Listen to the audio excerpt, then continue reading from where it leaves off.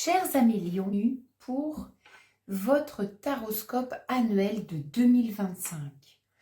Comme pour tous les autres tableaux, nous allons, comme tous les autres tirages des autres signes, nous allons faire un thème, un tirage qui s'appelle le tirage astrologique. Donc on va aller voir les 12 maisons.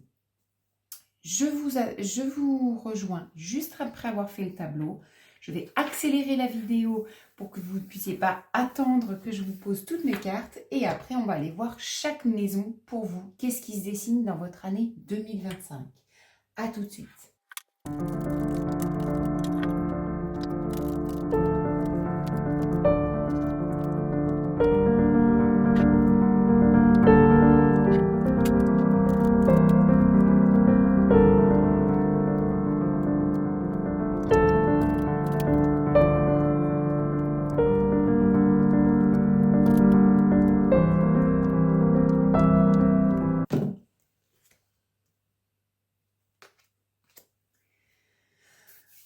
Voilà, chers amis, c'est parti. Alors, c'est parti. J'ai posé mes tas de cartes pour les 12 maisons. Vous en voyez que 11 parce que la première maison est ici. Et ça, la première maison, c'est vous. C'est votre tempérament. C'est comment vous allez vous dessiner dans cette année. C'est aussi votre ligne de mire. C'est aussi votre... vos atouts comme vos qualités, c'est ce qui va vous tirer vers le haut. Et j'ai choisi pour ça les arcanes majeures du tarot. Et nous avons la papesse. Intéressant, la papesse. Alors pour vous, les vierges, on dit qu'il y a une certaine connaissance. Vous êtes arrivé à un niveau de connaissance, d'expérience de vie assez suffisante dans votre vie pour être plutôt posé et dominé au niveau des émotions. Alors, on voit que c'est cette année 2025, effectivement, vous allez être moins sujet à que vous soyez vierge folle ou vierge normale, être moins sujet à réagir à des émotions, mais à être beaucoup plus tempéré là-dedans, parce que vous avez acquis la connaissance. Mais aussi, on voit que vous allez avoir une capacité d'action qui va être très efficace. Vous agirez au bon moment. Il y a une certaine domination, mais il y a aussi une domination, attention, le mot pas dans le sens négatif, hein, une certaine prestance. Hein, bien sûr, il y a un charisme qui sort de vous et qui va être palpable. Qu'est-ce que je voulais dire par rapport à la papesse? Qu'est-ce que ça me donne aussi comme message pour vous? On me dit que... Ah mince! Des fois on me parle, pof, et dès que je ne sors pas le message, et ben ça s'en va. Et souvent ça m'arrive. Hein. Ça m'arrive souvent. Bien sûr, on a une côté spirituel, on va voir dans les maisons liées à la spiritualité, mais on a un côté spirituel qui est quand même bien engagé cette année. On est arrivé à un certain niveau de maîtrise quand même. Hein. On est arrivé à un certain niveau de maîtrise.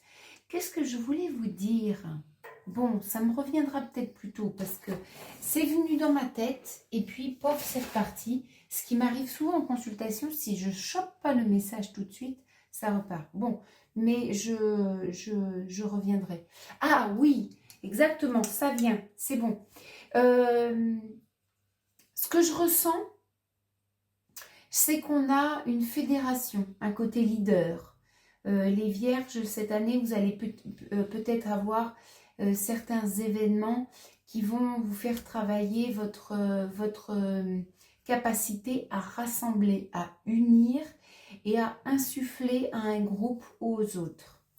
Bon, allons voir ça. On va commencer par la maison 2, tout ce qui est un petit peu les biens, la possession. Bref, si vous avez regardé les vidéos, vous connaissez tout ce qui vous est l'enrichissement terrestre, les gains, voilà.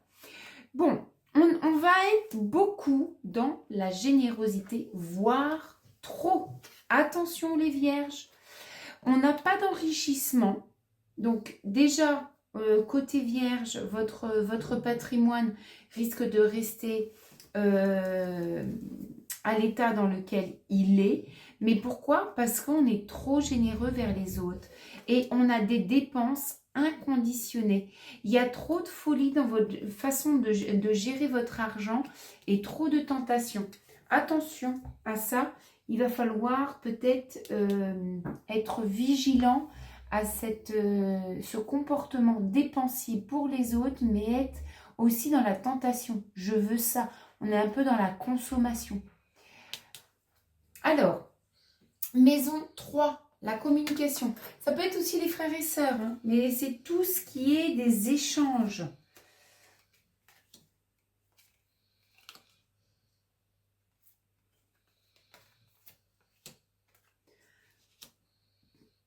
Alors, on ne parle pas pour ne rien dire. On ne parle pas pour ne rien dire. On est... Ce qu'on dit... Alors, on ne parle pas pour ne rien dire. Mais quand on parle, on y va. Hein. Je veux dire, si vous avez quelque chose à dire, vous allez balancer de l'énergie. Il y a une façon aussi, il y a une capacité, et ça rejoint votre personnage de la papesse, à rester calme dans des situations où, par exemple, vous seriez dans l'attente de réponse et que vous n'auriez pas, ou alors que vous seriez dans la surinformation. Vous avez une capacité de mettre de l'ordre. De mettre de l'ordre sur les informations que l'on vous donne.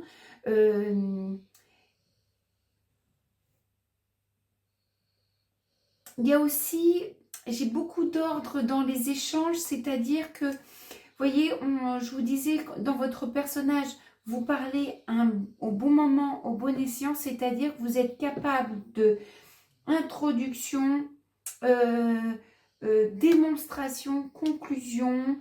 Il y a cette manière de vous exprimer très ordonnée et très argumentée. Vous pouvez avoir une belle capacité de convaincre cette année. Vous êtes structuré dans vos discours et dans vos échanges. Très très bon, très très bien. Alors, on va passer à la maison 4 qui est un petit peu donc le foyer, les racines. On va aller voir ce qui se dessine. Vous êtes dans... Alors, vous voyez, on parlait de générosité là. En maison 2 dans les biens matériels, mais on voit que vous êtes alors vous avez peur de perdre votre foyer, il y a une peur de perdre les gens qui peuvent être dans votre foyer ou aussi votre maison. Il y a une grande peur, hein. La peur de perdre, la peur de l'éloignement, la peur de... Là, on est un petit peu déstabilisé et du coup, ça accentue votre générosité dans votre foyer pour les gens de votre foyer. C'est assez logique par rapport à ça. Parce que en fait, on a une situation matérielle qui ne s'améliore pas parce qu'il y a trop de dépenses. On dépense de façon irréfléchie et pour les autres. Et on comprend pourquoi. On comprend quand on regarde cette maison 4 qu'on a une peur de perdre ou de l'éloignement des personnes de son foyer ou de son entourage très proche. Et du coup, on est très généreux. Et votre générosité, elle est en lien avec votre maison 2 et votre maison 4. Bien. Allons voir la maison 5, ce qui est les plaisirs, la créativité, un peu les passions qui vous animent, la joie de vivre. Allons voir.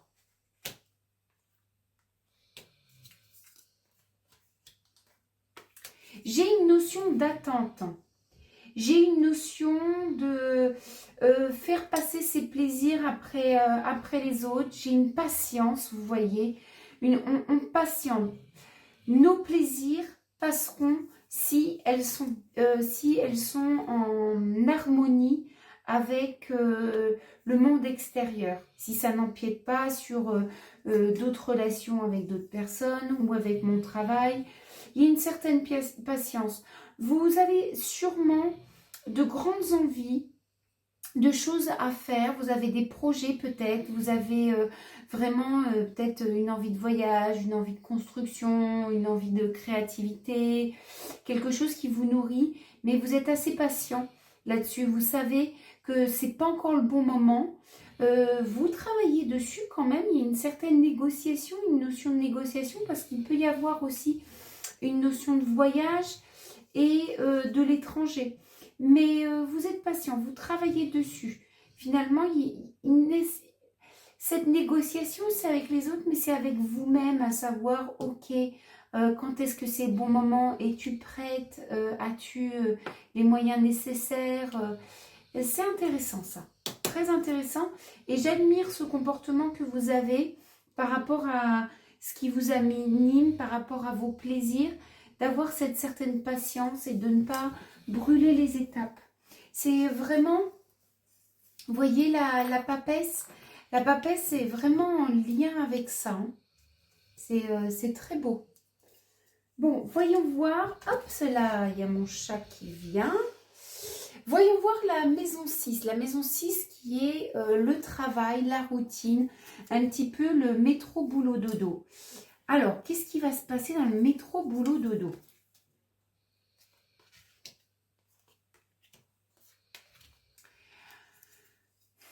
Tout n'est pas clair dans votre quotidien, vous voyez. Tout n'est pas clair et il y a comme si il y avait des révélations, vous voyez. Mais finalement, les révélations, elles permettent de calmer les choses, d'être assez résilient, d'être assez aussi compatissant. Parce que ce que je vois, c'est que si les choses ne sont pas claires dans votre quotidien, que ce soit dans votre travail ou dans votre foyer ou avec les gens que vous côtoyez tous les jours, c'est ça qui rend les choses mauvaises. Mais peu importe la vérité, c'est avec la vérité que vous arrivez à avancer. Bon, qu'est-ce que je vois aussi, c'est que votre quotidien risque de changer un petit peu parce que j'ai l'ingéniosité. Alors, il y a comme si, avec rien, vous allez faire beaucoup de choses. Il y a comme si, vous allez chercher à aller plus loin sans forcément faire de grandes révolutions.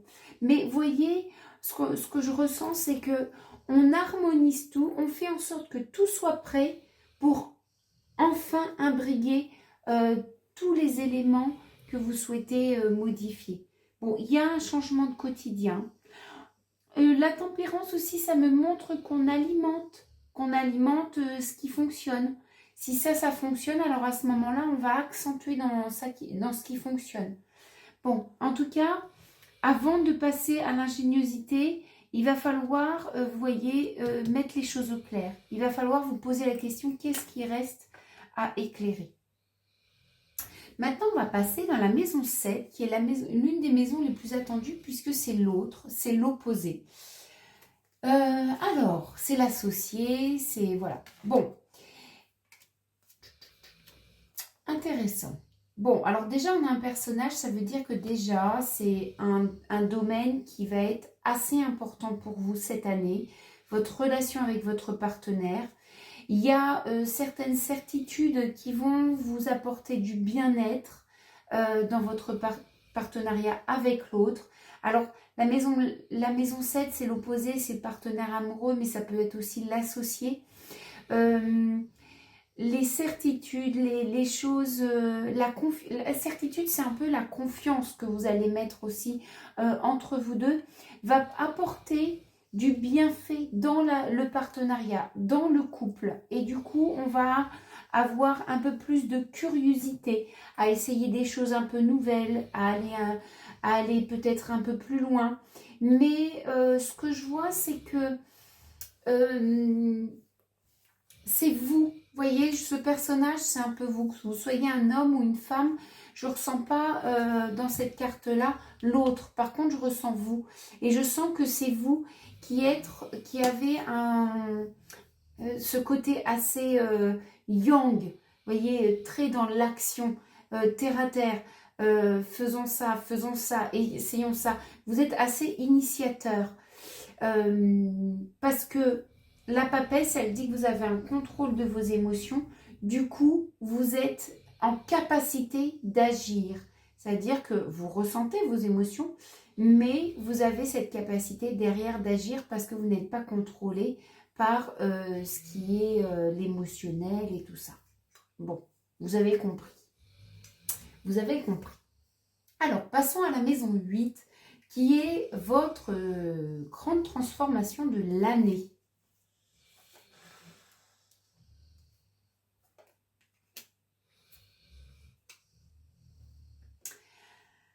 Alors, il va y avoir des attentes qui vont être peut-être inassouvies cette année.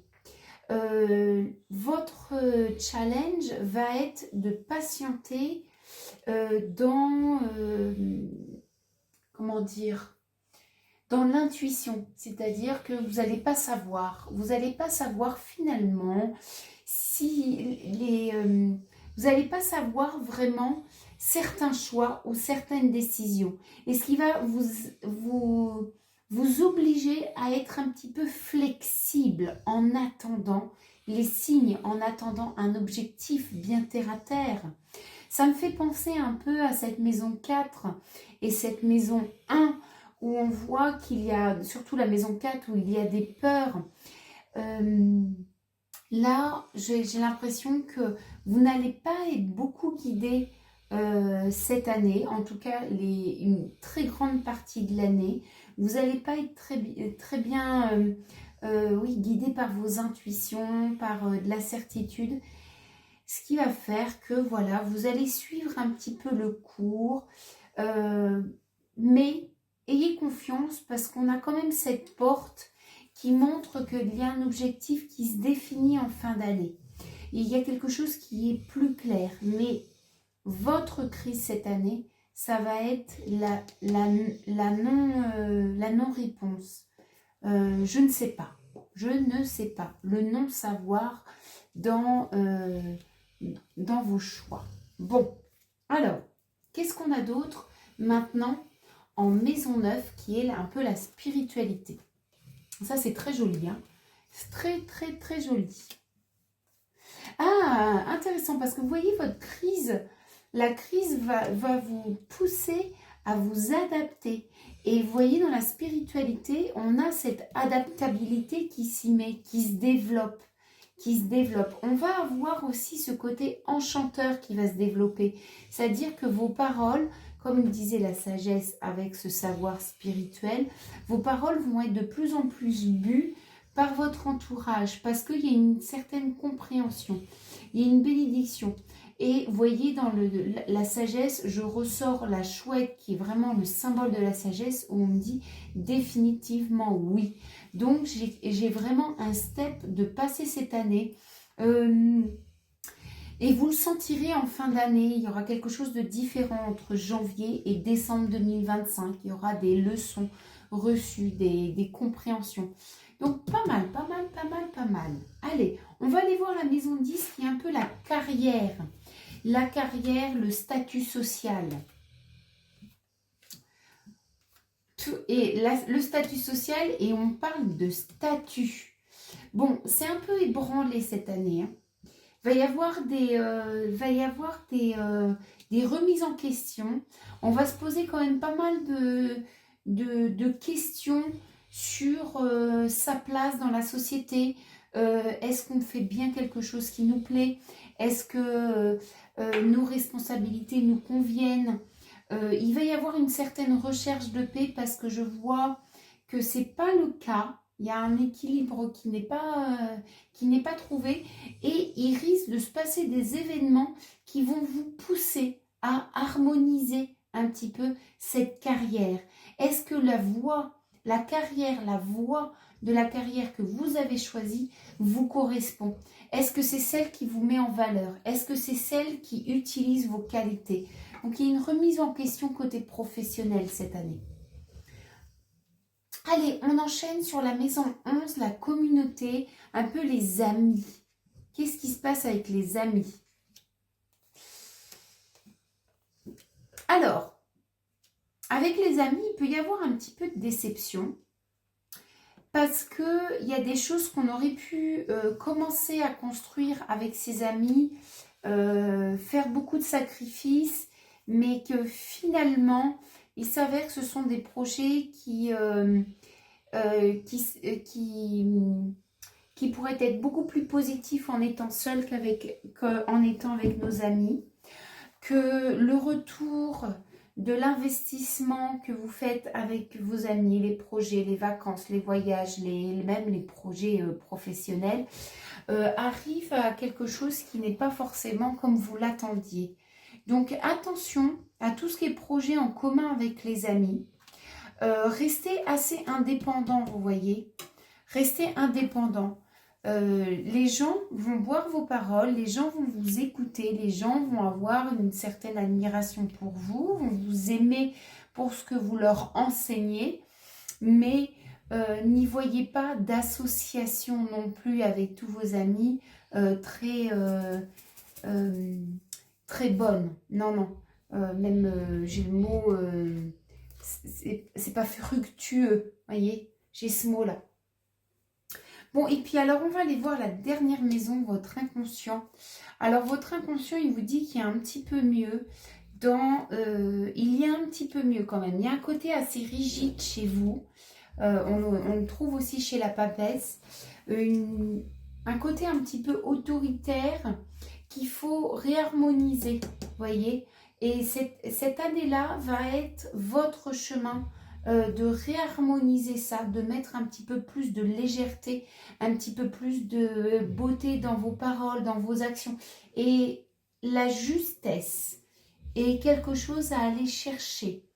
Vous avez tiré la papesse, vous n'avez pas tiré la justice. Donc, soyez juste entre ce qui est bon pour les autres, ce qui est bon pour vous et ce qui est enseigné par le divin. Donc, même votre crise, c'est d'être dans le silence. Et je pense que c'est parce que vous allez être dans le silence de vos intuitions, parce qu'on veut que vous, par votre propre moyen, votre propre faculté de réfléchir, votre propre intelligence et intellect, de trouver cette justice. Et vous n'allez pas vous imposer par l'autorité, mais par la parole, par la douceur ferme. Une main de fer dans un gant de velours. Voilà, chère Vierge, j'espère que ça vous aura parlé, j'espère que ça va vous aider, j'espère que vous ne vous êtes pas ennuyé, bien que je sais que je parle lentement et que j'hésite beaucoup dans mes paroles avec des mais c'est moi et je ne changerai pas. Je vous embrasse très très fort et je vous dis à très très bientôt. Bisous, bye bye.